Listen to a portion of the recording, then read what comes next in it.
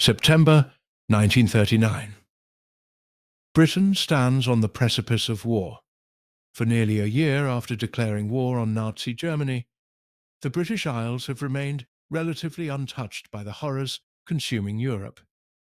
But this eerie calm is about to be shattered in the most devastating way imaginable. This is the story of the Blitz, 8 months of relentless aerial bombardment that would test the resolve of an entire nation. The declaration came on September 3rd, 1939, when Prime Minister Neville Chamberlain solemnly announced that Britain was at war with Germany. Immediately, fears of aerial bombardment gripped the nation. The Spanish Civil War had shown the world what modern air power could do to civilian populations. Guernica had become a byword for terror from the skies. In anticipation of German air raids, the British government had begun distributing Anderson shelters to households across the country. These corrugated steel structures, buried in back gardens and covered with earth, would become lifelines for millions of families. Over 2 million were distributed by the outbreak of war. Operation Pied Piper saw the mass evacuation of children from Britain's major cities. Nearly 1.5 million children, pregnant women, and disabled people were moved to the countryside. Mothers tearfully sent their children away, not knowing if they would ever see them again. The images of these young evacuees with their gas masks and identification tags became iconic symbols of wartime Britain. But before the Blitz could begin, Germany needed to achieve air superiority. The Battle of Britain raged through the summer of 1940. RAF Fighter Command, outnumbered but determined, fought desperately to keep the Luftwaffe at bay. Young pilots, many barely in their 20s, flew mission after mission in their Hurricanes and Spitfires. Churchill would famously say of them, "Never in the field of human conflict was so much owed by so many to so few." Hermann Göring, commander of the Luftwaffe and Hitler's designated successor, was confident. He promised the Führer that his air force would bring Britain to its knees. But when the RAF refused to be destroyed, Hitler made a fateful decision. He would turn the full fury of the Luftwaffe against British cities. Saturday, September 7th, 1940. At 4 p.m, Luftwaffe air raid sirens began wailing across London. Nearly 350 German bombers, escorted by 600 fighters, crossed the English Channel. It was the largest air raid in history up to that point. Londoners looked up to see a terrifying sight, the sky darkened by wave after wave of enemy aircraft. The target was London's East End and the docks. Within minutes, the area was transformed into an inferno. Oil tanks, warehouses filled with rum, sugar, and rubber burst into flames. The fires were so intense they could be seen from 60 miles away. One witness described it as, "The whole bloody world is on fire." As night fell, the bombers returned. For the next 8 hours, they pounded London relentlessly. The flames turned night into day. St. Paul's Cathedral stood defiantly amid the chaos, its dome illuminated by the fires consuming the surrounding city. This image would become one of the most powerful symbols of British resistance. Londoners fled to whatever shelter they could find. The London Underground stations, initially forbidden as shelters by the government, were stormed by terrified civilians seeking refuge. Families huddled on platforms and tracks, trying to sleep amid the thunder of bombs above and the rumble of trains still running on some lines. When dawn broke on September 8th, the scale of the devastation became clear. Over 430 civilians were dead, with another 1,600 seriously injured. The East End, home to London's working-class communities, had been devastated. Entire streets had been reduced to rubble. But this was only the beginning. Hitler had ordered the Luftwaffe to return every night until Britain surrendered. For 57 consecutive nights from September the 7th to November the 2nd, the Luftwaffe bombed London without fail. Air raid precautions wardens became the unsung heroes of the Blitz. These mostly volunteer civil defence workers patrolled the blacked-out streets during raids, directing people to shelters, tackling incendiary bombs, and pulling survivors from collapsed buildings. Each morning, Londoners emerged from their shelters to survey the damage. A peculiar routine developed. People would check if their homes were still standing, sweep up the glass and debris, board up the windows, and then go to work. Shops that had been bombed would hang signs saying, "More open than usual," or "Blast open for business." Winston Churchill, who had replaced Chamberlain as Prime Minister in May 1940, became a constant presence in bombed areas. His visits boosted morale enormously. He would tour devastated neighbourhoods, cigar in mouth, giving his famous V for Victory sign. When people shouted, "We can take it," he would respond, "And you can give it back." Britain's defences evolved rapidly. Barrage balloons, large hydrogen-filled balloons, tethered to the ground by steel cables, forced German bombers to fly higher, reducing their accuracy. Over 1,400 of these balloons floated above London, creating a strange, surreal landscape. Anti-aircraft batteries fired constantly, their shells exploding in the night sky. While they shot down relatively few aircraft, the noise reassured the population that they were fighting back. Heavy rescue squads worked tirelessly through the nights and days, digging through rubble with their bare hands to reach trapped survivors. These men and women showed extraordinary courage, often tunneling into unstable ruins, while bombs continued to fall. The race against time to reach survivors before they succumbed to their injuries or dehydration was desperate and often heartbreaking. The human cost of the Blitz was staggering. By the end of 1940, over 20,000 civilians had been killed in London alone. Women and children made up a significant proportion of the casualties. The sight of tiny bodies being pulled from the ruins haunted rescue workers for the rest of their lives. Beyond the dead and injured, hundreds of thousands were made homeless.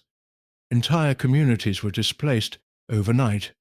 Rest centres were established in schools and church halls to provide temporary shelter, food and clothing. The WVS, Women's Voluntary Service, operated mobile canteens, serving tea and sandwiches to bombed-out families and rescue workers. The physical destruction was immense. A London bus stood vertically in a bomb crater, a surreal image that captured the chaos of the Blitz. Unexploded bombs, or UXBs, were a constant danger. Bomb disposal squads, among the bravest of the brave, worked to defuse these deadly devices, knowing that one wrong move would be their last. Yet amid the horror, life continued. Children played in the bomb sites, treating the rubble as their playground. This resilience, particularly in the young, was remarkable. Psychologists had predicted mass hysteria and mental breakdown, but the British people proved far more resilient than expected. The Luftwaffe refined its tactics throughout the Blitz. Pathfinder aircraft would drop incendiary bombs first, starting fires that marked the target for the main bomber force following behind. These thermite incendiaries burned at temperatures exceeding 2,000 degrees Celsius and were almost impossible to extinguish. The London Fire Brigade faced an impossible task. On some nights there were over 2,000 fires burning simultaneously across the city. Firefighters worked for days without rest. Their equipment stretched beyond all limits. Water mains were frequently destroyed by bombs, forcing crews to pump water from the Thames. Many firefighters died when buildings collapsed on them or when they were caught by falling bombs. The Germans also deployed parachute mines, massive naval mines attached to parachutes. These weapons, designed to destroy ships, were devastatingly effective against buildings. A single parachute mine could destroy an entire block. They descended silently, swaying gently in the breeze, and many people never heard them coming. High explosive bombs could punch through multiple floors of buildings before detonating, causing catastrophic structural collapse. Photographs showing buildings sliced in half, with wallpaper, furniture, and personal items exposed to the elements, became iconic images of Blitz destruction. While London bore the brunt of German fury, other cities suffered terribly. Coventry, a medieval cathedral city in the Midlands with crucial war industries, was targeted on November 14, 1940. The raid was codenamed Moonlight Sonata by the Germans. Beginning at 7 p.m, over 500 German bombers attacked Coventry for 11 hours. The historic cathedral, dating from the 14th century, was completely destroyed. Only the outer walls and spire remained standing. The devastation was so complete that Nazi propaganda minister Joseph Goebbels coined a new word, Coventrieren, to coventrate, meaning to utterly destroy a city. 2/3 of the city's buildings were damaged or destroyed. Over 500 people were killed and thousands injured. The city centre, with its medieval streets and half-timbered buildings, was obliterated. The psychological impact was immense. If Coventry could be destroyed so completely in one night, what city was safe? King George VI visited Coventry immediately after the raid, walking through the ruins and speaking with survivors. His visible presence in the devastated city, like Churchill's visits to London, provided enormous moral support to a shattered population. Liverpool, Britain's most important Atlantic port, endured sustained bombing. The city was vital for receiving convoys of food and materials from America. Between August 1940 and January 1942, Liverpool was bombed 80 times. The May Blitz of 1941 saw 7 consecutive nights of bombing, killing nearly 2,000 people. Birmingham, Britain's second city and a major manufacturing centre, producing everything from aircraft to munitions, was attacked repeatedly. The industrial districts and working-class neighbourhoods suffered terribly, yet the factories kept running, often with workers sleeping in the plants between shifts. Plymouth, home to a major Royal Navy base, was attacked 59 times during the war. The city centre was almost completely destroyed. By 1941, over 1,200 civilians had been killed. Bristol, Glasgow, Belfast, Southampton, Portsmouth all suffered major raids. No city with strategic importance was spared. The Belfast Blitz of April-May 1941 was particularly devastating because the city was unprepared. There were insufficient shelters and the fire service was inadequate. Over 900 people died in a single night during the Easter raid. Bodies were buried in mass graves. Some victims were never identified. Despite the terror, ordinary life had to continue. Families ate dinner in their Anderson shelters, children did homework by candlelight underground, and people developed dark humour to cope with the stress. Jokes circulated about Hitler's redecorating service and the Luftwaffe alarm clock. Entertainment continued in the shelters. Musicians would perform, people would sing, and some underground stations held regular dances.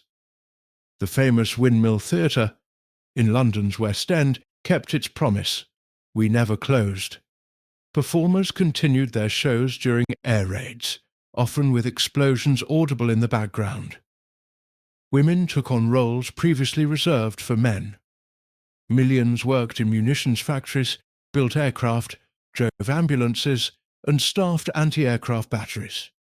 The image of Rosie the Riveter had its British equivalent. Women proved they could do any job, often while worrying about their children's safety and whether their homes would still be standing when they got off their shift. Rationing was strictly enforced. Food, clothing, and fuel were all rationed. People queued for hours for basic supplies, and the Ministry of Food promoted creative recipes to make limited ingredients stretch further.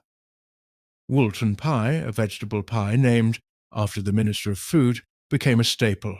Despite the hardships, malnutrition actually decreased because rationing ensured fair distribution.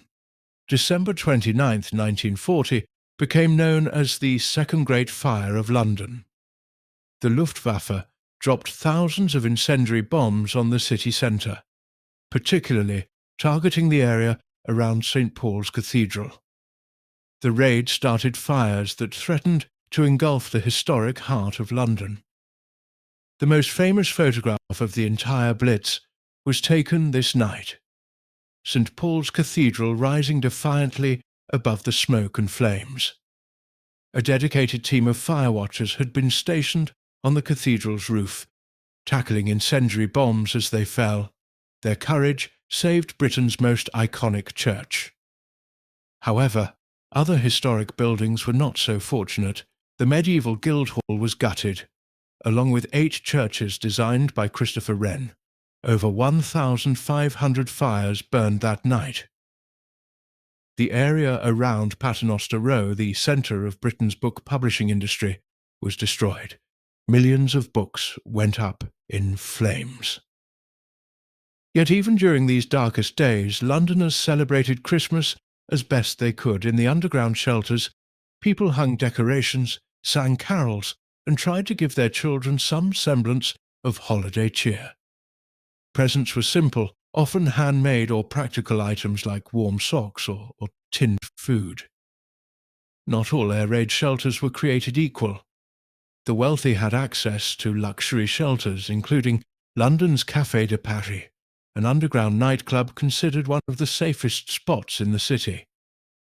Its location 20 feet below ground between 2 tube stations was thought to make it bomb-proof. On March 8, 1941, the Café de Paris took a direct hit from a 50 kilograms bomb.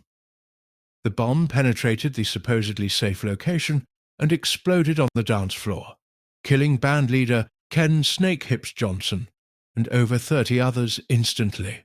Another 60 were seriously injured. The tragedy shattered the illusion that wealth could buy safety from the bombs. By spring 1941, the RAF had expanded its own bomber force and was beginning to strike back at German cities. British bombers attacked Berlin, Hamburg, and the Ruhr industrial region. While this didn't stop the Blitz, it diverted German resources and boosted British morale. We can take it, and we can give it back. Unknown to the British, Hitler was planning his most ambitious operation yet, Operation Barbarossa, the invasion of the Soviet Union. This would require the Luftwaffe to shift its focus eastward. The intensity of raids on Britain began to decrease as bomber squadrons were transferred to prepare for the Russian campaign. On May 10, 1941, the Luftwaffe launched its heaviest raid on London.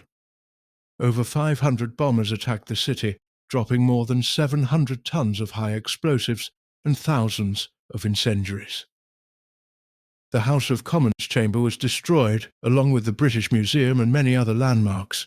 Over 1,400 people were killed, the highest death toll from a single raid. But this was to be the last major raid. After May 10th, the frequency and intensity of attacks diminished dramatically. The Blitz was effectively over, though sporadic raids would continue and, later, revenge weapons would terrorize London. Britain had survived. The nation that Hitler had promised to bring to its knees remained unbowed. Throughout the Blitz, American journalist Edward R. Murrow broadcast reports from London to the United States. His dramatic "This is London" broadcasts, often delivered from rooftops during raids, brought the reality of the Blitz into American living rooms. His descriptions of ordinary Londoners' courage under fire moved millions. In March 1941, the US Congress passed the Lend-Lease Act, allowing America to supply Britain with vital war materials. While still officially neutral, America was clearly aligning with Britain. Churchill's relationship with President Franklin Roosevelt was crucial. The aid flowing across the Atlantic was a lifeline. American volunteers had already joined the fight. The Eagle squadrons, composed of American pilots flying with the RAF, showed that not all Americans were willing to wait for their government to act. After Pearl Harbor in December 1941, America would officially enter the war, transforming the strategic situation. When the smoke finally cleared, the scale of destruction was staggering. In London alone, over 20,000 civilians had been killed and nearly 70,000 injured. 1 million houses had been destroyed or damaged. Across Britain, more than 40,000 civilians died from German bombing during the entire war, with over half of these deaths occurring during the 8 months of the Blitz. St. Paul's Cathedral still stood, a symbol of survival, but around it stretched acre after acre of rubble and ruins.